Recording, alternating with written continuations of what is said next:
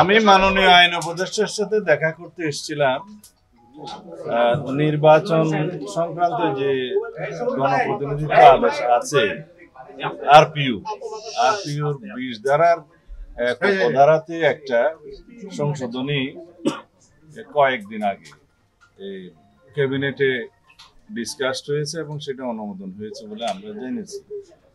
সেটা হচ্ছে যদি কোন রাজনৈতিক দল জোট অন্যান্য দলের সাথে সেই নিবন্ধিত নিজের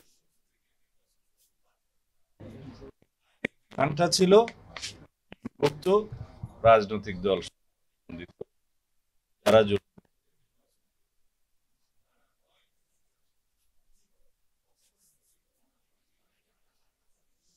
ছিল সেই আইনটা যখন আমরা দেখেছি নির্বাচন কমিশন থেকেও আমাদেরকে পাঠিয়েছিল এর মধ্যে মতামত আছে কিনা। এখানে অনেকগুলো সংশোধনী আনা হয়েছে, প্রায়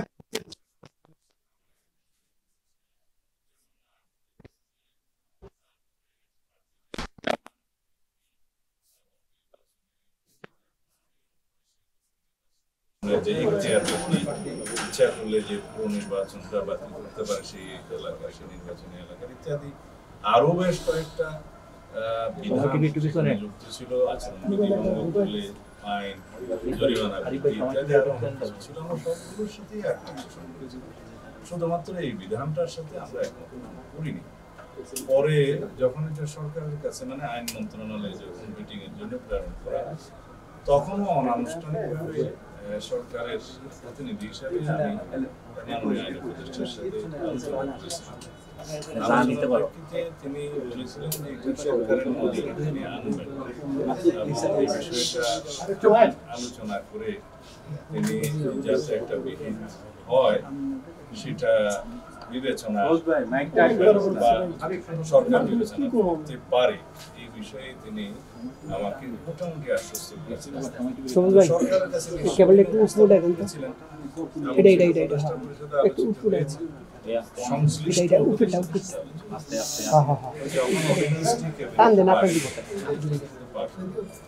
তখন দেখলাম এই বিষয়টা তারপরে আমি ওনার সাথে আবার কথা বলেছি এবং আমাদের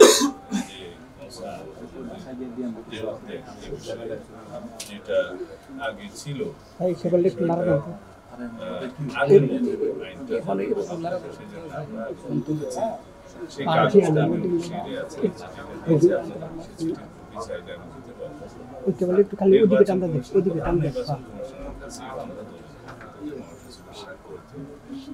একই চিঠি কয়েকদিন দুদিন আগে পাঠিয়েছে, সেটা আপনারা নিশ্চয়ই দেখেছেন।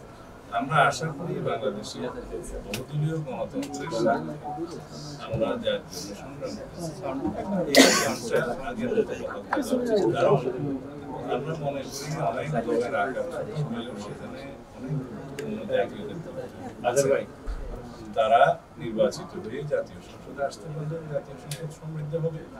বহু দলের, বহু আদর্শের, বহু মতের রাজনৈতিক দলের প্রতিনিধিত্ব থাকলে সেই জাতীয় সংসদটা সমৃদ্ধ হয় এবং সমগ্র জাতির পক্ষে কথা বলা যায়।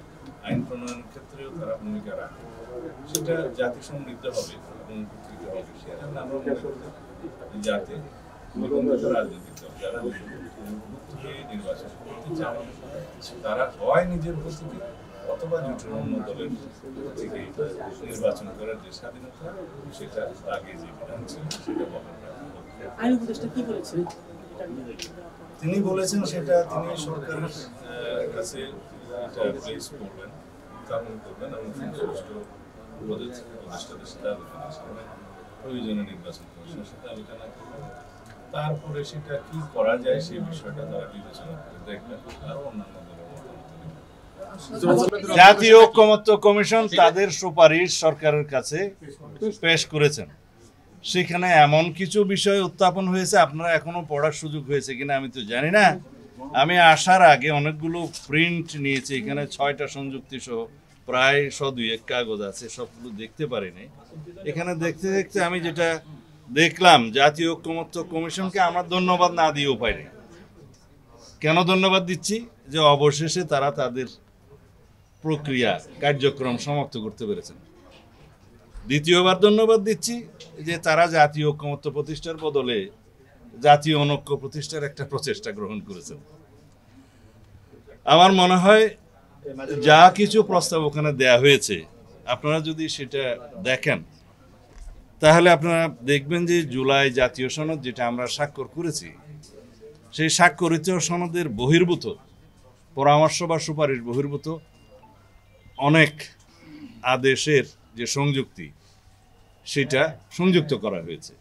জুলাই জাতীয় সনদ 84টি দফা সম্ভবত, সেখানে বিভিন্ন দফায় আমাদের এবং বিভিন্ন দলের কিছু ভিন্ন মত আছে, নোট অফ ডিসেন্ট আছে, সেটা পরিষ্কারভাবে সেখানে উল্লেখ করা আছে যে এই সমস্ত নোট অফ ডিসেন্টের বিষয়গুলো রাজনৈতিক দলসমূহ যারা দিয়েছে তারা যদি নিজেদের নির্বাচনী ইশতেহারে উল্লেখপূর্বক ম্যান্ডেট প্রাপ্ত হয় তাহলে তারা সেইভাবে সেটা বাস্তবায়ন করতে পারবেন। সেটা এই প্রিন্টেড জাতীয় জুলাই সনদের যে বই এখানে আপনারা পাবেন, সমস্ত দফায় দফায় যেখানে যেখানে নোট অফ ডিসেন্ট আছে সেখানে আছে। অথচ বিস্ময়করভাবে আজকে যে সংযুক্তিগুলো দেয়া হলো সেখানে এই নোট অফ ডিসেন্টের কোনো উল্লেখ নেই। এবং গণভোট আয়োজনের ক্ষেত্রে তারা অবশ্য দুইটা অপশন রেখেই বলেছেন যে আগে অথবা পরে হতে পারে, সেটা সরকার বিবেচনা করবে, হয়তোবা রাজনৈতিক দল সমূহের সাথে আবার আলোচনা হতে পারে। এখানে একটা নতুন বিষয় সংযুক্ত করা হয়েছে যে সংবিধান সংস্কার পরিষদের নামে একটা আইডিয়া এখানে সংযুক্ত করা হয়েছে, যেটা আগে জাতীয় ঐক্যমত্য কমিশনে কখনো টেবিলে ছিল না, আলোচিত হয়নি, এ বিষয়ে কোনো ঐক্যমত্য হয়নি। আমরা জানি আসন্ন যে নির্বাচনটা হবে সেই নির্বাচনটা হবে জাতীয় সংসদের নির্বাচন। জাতীয় সংসদের এখন সেই সংসদ সদস্যদেরকে যদি সংবিধান সংস্কার পরিষদের কার্যক্রম পরিচালনা করতে হয় সেটা তো জাতীয় সংসদেই সিদ্ধান্ত নিতে হবে। এখন জাতীয় সংসদে কি সিদ্ধান্ত নিবে সেটা তো আলোচিত হয়নি জাতীয় ঐক্যমত্য কমিশনে, এবং এই বিষয়ের কোনো সুপারিশ বা এ বিষয়ে কোনো আলোচনা না হলেও এই সুপারিশ মেলার মধ্যে হঠাৎ করে যে পরবর্তী জাতীয় সংসদ একই সাথে সংবিধান সংস্কার পরিষদ হিসেবে কাজ করবে, এই সিদ্ধান্তটা ওনারা আরোপ করতে পারেন না, চাপিয়ে দিতে পারেন না। দ্বিতীয় হচ্ছে, জাতীয় সংসদ নির্বাচনের মাধ্যমে কেবল জাতীয় সংসদ গঠিত হওয়ার কথা, সংবিধান নির্বাচন হচ্ছে না। নির্বাচন হবে জাতীয় সংসদের জন্য। নির্বাচন কমিশনের কনস্টিটিউশনাল ম্যান্ডেট কি? সাংবিধানিক যে ম্যান্ডেট নির্বাচন কমিশনের, সেটা হচ্ছে জাতীয় সংসদ নির্বাচন অনুষ্ঠান। কারণ জাতীয় সংসদ নির্বাচন অনুষ্ঠানের মধ্য দিয়ে কেবল এখানে তো সংবিধান সংস্কার পরিষদ গঠিত হবে। হ্যাঁ, আমরা যে গণভোটের প্রস্তাব করেছি সেই গণভোটের মধ্য দিয়ে এই জুলাই জাতীয় সনদের বাস্তবায়নের পক্ষে জনগণ যদি সম্মতি দেয়, সেটা জনগণের একটা সার্বভৌম সম্মতি হবে, অর্থাৎ পরবর্তী জাতীয় সংসদ এবং সংসদ সদস্যগণ সেটা বাস্তবায়ন করার জন্য বাধ্য থাকবে। সেটা হচ্ছে জুলাই জাতীয় সনদ। কিরকম? যেইভাবে জুলাই জাতীয় সনদ স্বাক্ষরিত হয়েছে ঠিক ওইভাবে, যেভাবে ঐক্যমত্য প্রতিষ্ঠা হয়েছে ঠিক ওইভাবে, উইথ নোট অফ ডিসেন্ট। এখন যে সমস্ত প্রশ্নগুলো আমি দেখলাম এখানে আপার হাউসে অর্থাৎ উচ্চ কক্ষে নিম্ন কক্ষের প্রাপ্ত ভোটের আনুপাতিক হারে আসনের মধ্য দিয়ে উচ্চ কক্ষ গঠিত হবে, এইরকম তো কোনো সিদ্ধান্ত হয়নি। সিদ্ধান্ত হয়েছে উচ্চ কক্ষ গঠিত হবে 100 সদস্যের, এবং তারা কিভাবে কোন পদ্ধতিতে নির্বাচিত হবে সেটার ব্যাপারে তো ঐক্যমত্য হয়নি। কেউ ভোটের অনুপাতে চেয়েছে, আমরা চেয়েছি নিম্ন কক্ষের আসনের অনুপাতে। এখানে বলা আছে যেভাবে নোট অফ ডিসেন্ট দেয়া হয়েছে সেই নোট অফ ডিসেন্টগুলো নির্বাচনী ইশতেহারে উল্লেখপূর্বক যদি আমরা ম্যান্ডেট প্রাপ্ত হই, যে রাজনৈতিক দলসমূহ ম্যান্ডেট প্রাপ্ত হয়, তারা সেইভাবে সেটা বাস্তবায়ন করবে।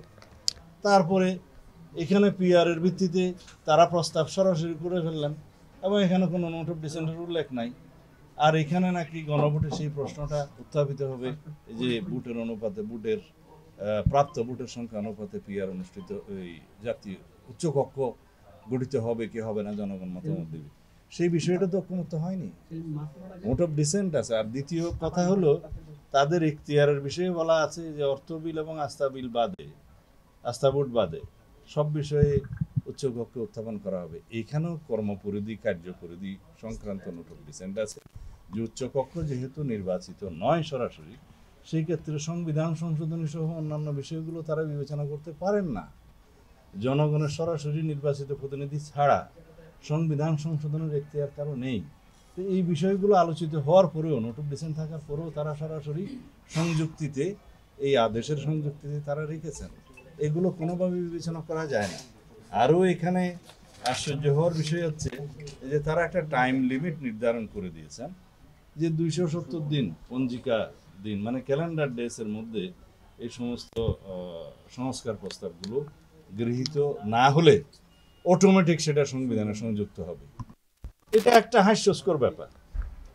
সংবিধানের কোনো বিষয় সংশোধিত হওয়ার পরে এটা একটা আইন, সেই আইনটা পার্লামেন্টে যথাযথভাবে পাস হওয়ার পরে যখন স্পিকার সই করে রাষ্ট্রপতির কাছে দিবেন, রাষ্ট্রপতি সই হওয়ার পরে সেটা তখন আইন হিসেবে পরিণত হবে, সেটা সংবিধান সংশোধন হোক বা অন্য আইন হোক। অটোমেটিক এটা পরীক্ষায় উঠো পাশের মতো কোনো বিষয় তো সংবিধানে থাকতে পারে না। এগুলো কিভাবে সুপারিশে আসলো আমি জানি না। তাছাড়া এই তাদের সংযুক্তির গুলোর মধ্যে একটা কলামে আমি দেখলাম যে যে সমস্ত আর্টিকেলগুলো সংশোধিত হলে গণভোটের ব্যবস্থা আছে, সেই গণভোটের ব্যবস্থার মধ্যে সেটা পরবর্তীতে সংশোধন হওয়ার পরে গণভোট হইতে হবে। আমরা কয়েকটা প্রস্তাব এই সমস্ত ইটারনিটি ক্লজগুলো তো এখানে বেসিক ক্লজগুলো তো আছে, সেগুলো তো আমরা প্রস্তাব করেছি সংশোধনে নেওয়ার জন্য। তারপরে আর কোনো গণভোট লাগবে না, আর একটা জায়গায় প্রস্তাব করছে যে পরবর্তী কোনো পদক্ষেপ লাগবে না, অথচ একটা ক্লজে বলছে লাগবে, আর একটা সুপারিশের মধ্যে বলছে লাগবে না। এগুলো তারা কেন খেয়াল করে না আমি জানি না। সংবিধান তো রাষ্ট্রের সর্বোচ্চ আইন, এই আইন অবলম্বন করা উচিত। আরো অনেক বিষয় আছে, এখানে কয়েকশো পৃষ্ঠার সংযুক্তি আছে, এগুলো দেখে আমরা খুব শিগগির কালকে অথবা তার পরের দিন আমরা বিস্তারিত প্রেসের সাথে কথা বলবো।